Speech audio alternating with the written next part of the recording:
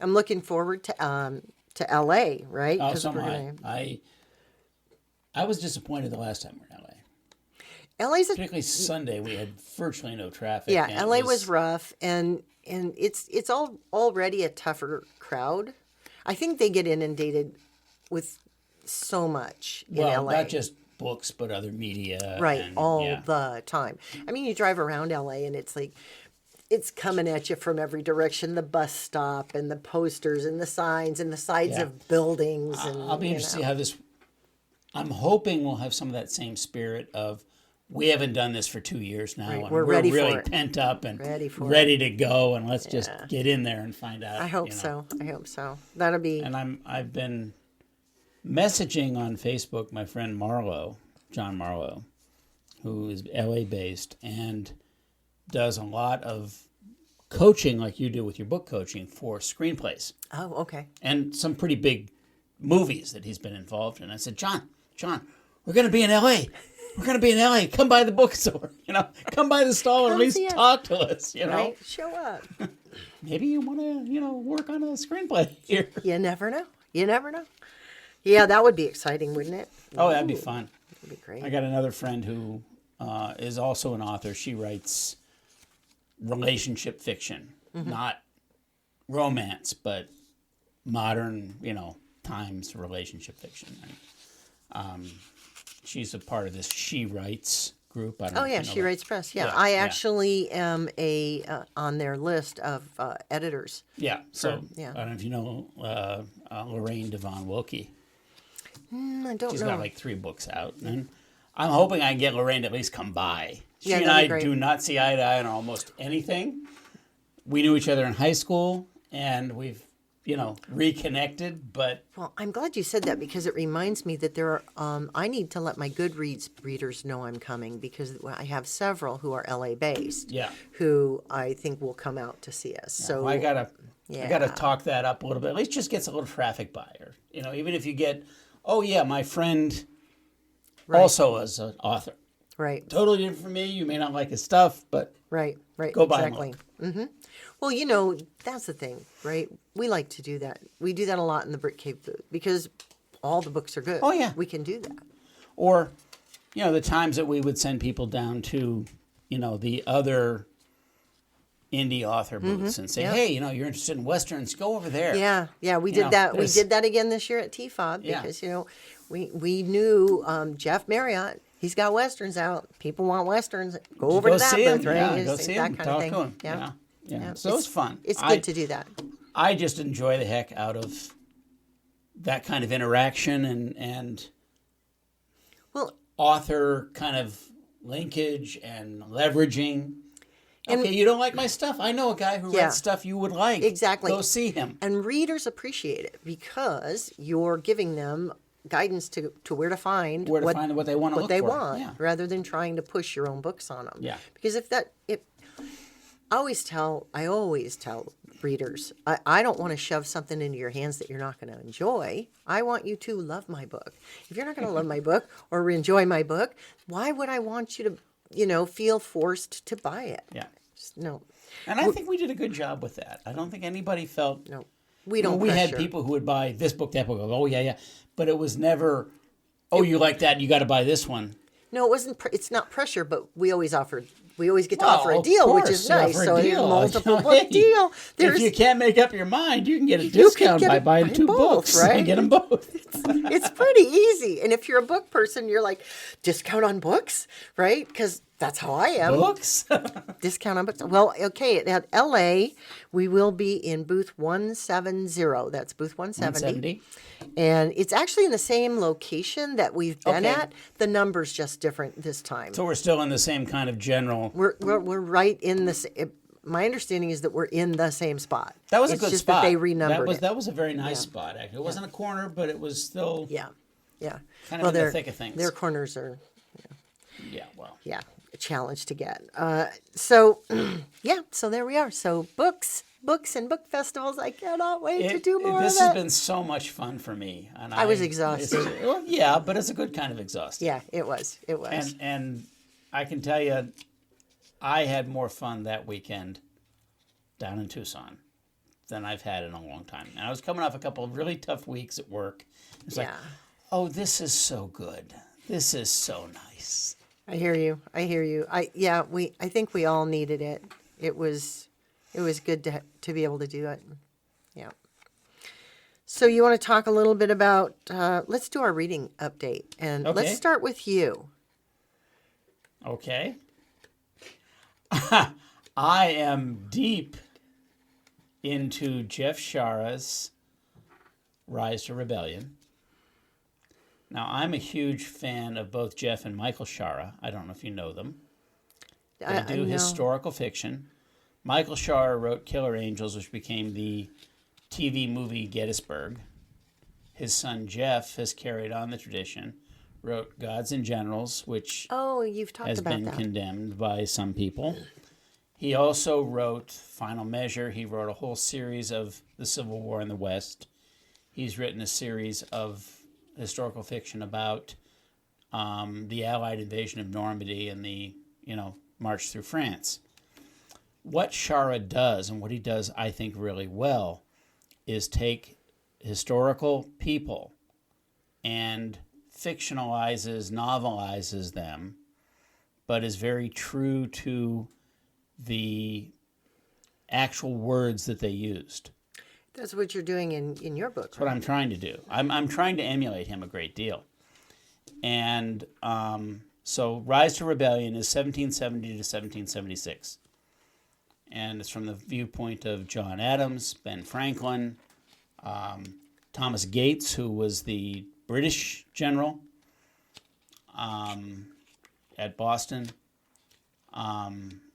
And as much as possible, he tries to use their actual writings, letters, words, but then he gets inside their head too and kind of extrapolates what their thoughts are based on what they've written and said.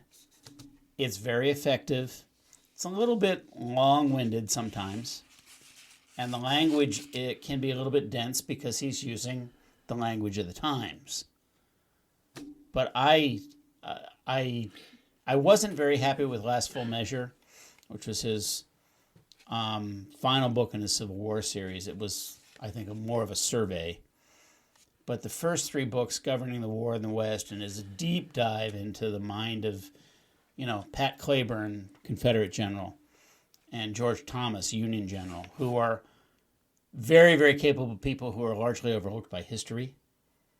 Have been personal favorites of mine for a long time because I know about this stuff. I think it was amazing. His treatment of John Adams in this Rise to Rebellion is amazing. Does he, when he uses that language, is it just for dialogue or is it for all of the It's prose? for all the prose. Oh, interesting. Not all of the prose. I mean, there's obviously the descriptive narrative is very modern. But if somebody is speaking, as much as possible, he's using the actual words that have been recorded. Right, right. And when they're in the character's head, there's a lot of that as well. Okay, so he really does a serious deep dive into and research. This is all, deep research into the personal papers and letters of these people. I'm learning things about Thomas Gates, who was the British general in charge of the British Army in Boston up through Bunker Hill that I never knew. And this is all from Gates's own letters and recordings about his ambivalence about this whole thing. And it's like, I'm serving my king, but what the hell are we doing here? Yeah. That's interesting. And then putting what he's done that I've known but never really appreciated until now is putting the events in order. And why was this such an outrage for the colonists? Well, for instance, we learn about the Intolerable Acts. Well, you know what that really was? That was the complete suspension of the whole justice system and court system in the colonies. You are now going to have your courts governed by the crown, right? Not by your own appointed judges. I can see how a guy like John Adams, a lawyer, who, You by might the not way, like that very much. by the way, and this is one of the reasons that John Adams is one of my personal heroes. John Adams defended the soldiers, British soldiers, involved in the Boston Massacre and got them off of murder charges. So Captain Prescott, who commanded the group of soldiers who fired into the crowd at the Boston Massacre, was charged with murder, and they wanted to hang him. And Adams defended him and got him off. Interesting. Because for Adams, it was the rule of law. Right. And I don't care how much you hate the guy or hate the king, if you can't prove that he gave the order to fire, you can't charge him with murder. And then the whole background of that, like, see, we are civilized. Our courts can mete out justice. And I'm sure Shara is very much from the point of view of our founding fathers and the colonists, because he makes the British just look like total idiots. It's like, Well, there's a certain amount of totally arrogant asses who don't understand the dynamic of what's going on over here. Now, it takes anywhere from 6 weeks to 3 months for a letter to cross the Atlantic. right. So maybe you really don't know what's going on 3,000 miles away in a 3 mile per hour Chances world. are, yeah. Chances are. It's a lot of people have criticized Shara, both literary style and some of the liberties he takes with history, but I'm a huge fan. So are you reading this as another part of your research? No, or just no, for this pleasure? is just for pleasure. Okay. But I got to say, his handling of all this stuff and the way that he does this has kind of inspired me. I've gotten back into writing my own stuff. And it's Nice. now, okay, I can see what he's done with this. And this is a way that I can get my characters, get inside their head. Mentor text. Yes, exactly.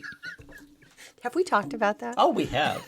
But this is a good example Yeah, of that. it This really is where is. I have taken another author's work and said, oh, I can apply this in my own craft. I'm not taking his words or anything like that. You're just this looking technique. at the technique. You're looking at how did he do it? What brush strokes What did he use? do? Yeah. How did he do write that? that? How It's did he like, do that?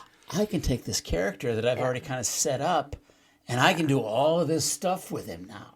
Right, right. It's And so now I've you gone- have a technique to use to I've do that. gotten close to 8,000 words down in the last Sweet. 2 weeks Congrats. on this. Oh, That's hey, progress. this is how it can go. Right. Oh, yes, now I can do this. Oh, this is so cool.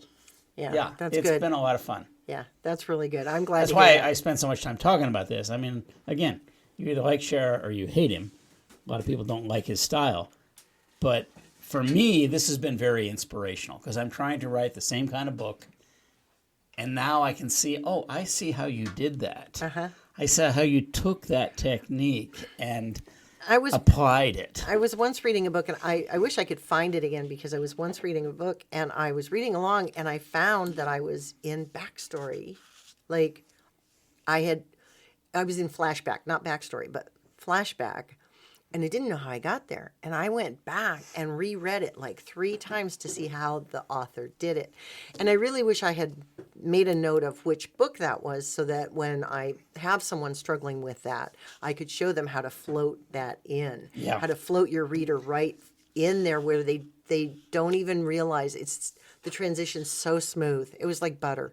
It was like, that's Don't you just love it when you read somebody and you recognize that they've done this thing, yeah.